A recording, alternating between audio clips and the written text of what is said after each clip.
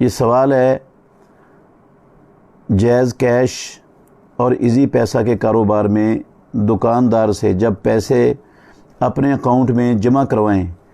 تو وہ جو زائد رقم لیتا ہے، مثلا اگر میں اپنے اکاؤنٹ میں 1000 روپے جمع کرواتا ہوں تو دکاندار مجھ سے 10 روپے زائد لیتا ہے، اس کی وضاحت فرما دیں کہ وہ شریعت کی روح سے جائز ہے یا نہیں، اور کیا یہ والا کاروبار کرنا چاہیے کہ نہیں۔ دو سوال ہیں اس میں۔ یہ جو 10 روپے زائد لیتا ہے دکاندار، یہ سود لیتا ہے، یہ پیسے کے ساتھ بے ہے، اور پیسے کے ساتھ بے جب کمی بیشی کے ساتھ ہو تو وہ سود ہوتا ہے، تو یہ تو خالص سود ہے اور اللہ اور اللہ کے رسول کے خلاف جنگ ہے۔ اور یہ کاروبار بھی اس لیے جائز نہیں ہے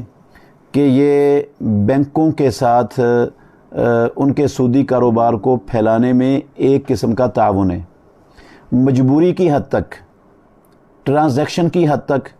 آپ بینک کو بھی اور یہ جائز کیش کو بھی، ایزی پیسہ کو بھی، کوئی بھی اس طرح کی ایپ ہے اس کو